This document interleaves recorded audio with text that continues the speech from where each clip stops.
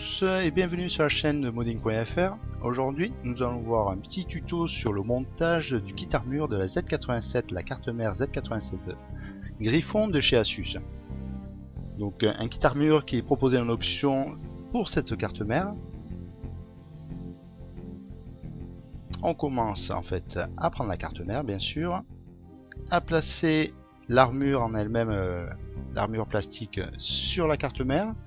Les ports PCI Express viennent dans leur logement facilement, donc ça permet de bien centrer le tout. On maintient tout ça et on met en place la plaque tube fortifière de l'autre côté. On ajuste au niveau des trous de la carte mère, sachant que cette Z87 Griffon a des trous spécifiques pour ce kit armure. On prend le petit tournevis du bundle et on visse pour fixer l'ensemble. Donc il y a 7 vis à mettre en place. Bon, il se trouve que le petit tournevis contenu dans le bundle est un chouïa trop gros. Donc j'ai pris un tournevis un peu plus adapté. Là on voit bien que le tournevis du bundle est trop gros pour les têtes de vis présentes dans le bundle. Donc au moins en plus avec ce tournevis il est aimanté, donc j'ai pas besoin, je risque pas de perdre ma vis à chaque fois. Voilà, 7 vis ont permis en fait de monter ce kit armure avec le tube fortifière qui permet de bien rigidifier en plus la carte mère et l'armure qui permet de bien protéger la carte mère en elle-même et bien dissimuler un peu tous les composants. En parlant de dissimuler, on a aussi dans le bundle les caches pour les slots mémoire avec les deux encoches, donc il n'y a pas de sens haut bas ou bas haut comme pour les barrettes mémoire. Bon là je les mets tous, j'ai pas mes barrettes mémoire en place. La même chose pour les ports PCI Express avec deux sortes de caches, les longs pour les PCI Express 16X, 3 caches. Et on a aussi un petit, que je n'ai pas ici, qui permettra de cacher le port PCI Express en 1X. Alors, ça permet de donner un bel ensemble, et surtout quand les ports sont pas utilisés, c'est vraiment sympa. Au-dessus, au niveau du socket, etc., on a une petite trappe qui se dévisse. Là, on pourra utiliser le tournevis du bundle, il est nickel. Cette trappe permet en fait de fixer le petit ventilateur. Un petit ventilateur qui permettra de créer un flux d'air permettant de refroidir les dissipateurs des stages d'alimentation. Donc, bien sûr, le mettre dans le bon sens, histoire que le ventilateur soit bien en aspiration, comme ceci. Ensuite, on le met en place dans le logement, dans la trappe.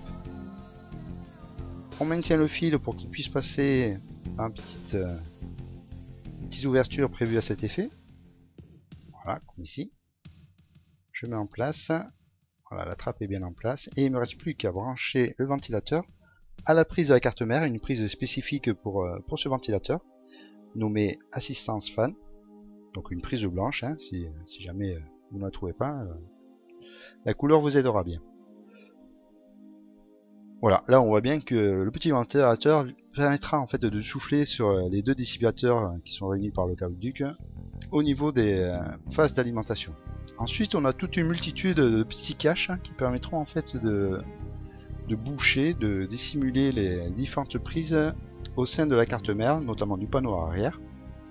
Donc voilà, des SATA, des DisplayPort, des SATA internes, ports USB internes, en fait toute une multitude, il y en a plein. Il y en a plein, il y a de quoi boucher tous les trous.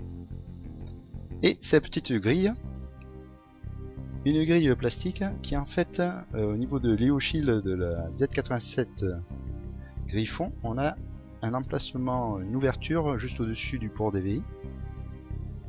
Et en même temps cette grille en fait, elle permettra, elle servira de filtre. Vu qu'il sera en face du ventilateur. Voilà, on met les petits caches au niveau des ports audio, au niveau des ports USB, au niveau de RJ45, à tout niveau. Là je remplis tout pour vous montrer un peu le résultat final. Voilà, il ne manque plus que le port DVI, hop, et c'est tout bon. Tout noir, tout dissimulé, à l'abri de la poussière. On a la même chose au niveau des ports internes, dont notamment les ports USB 2.0. Un premier cache, le deuxième cache. Ça permet en plus de protéger les petits picots. Pour les ports SATA inutilisés, eh bien, on a les propres caches. Tant qu'à faire, il y en a 6, vu qu'on a 6 pour SATA. Et on finit par le port USB 3.0 interne. Et voilà, vous avez une Z87 Griffon blindée, un beau blindage, bon certes en plastique. Puis si vous n'avez pas confiance au niveau des températures internes, vous avez 3 sondes de température qui permettra de les connaître via les prises spécifiques à la carte mère. Voilà, je vous remercie de nous avoir suivis et je vous dis à une prochaine fois sur la chaîne TV de modding.fr. Allez, ciao les loups, merci bien.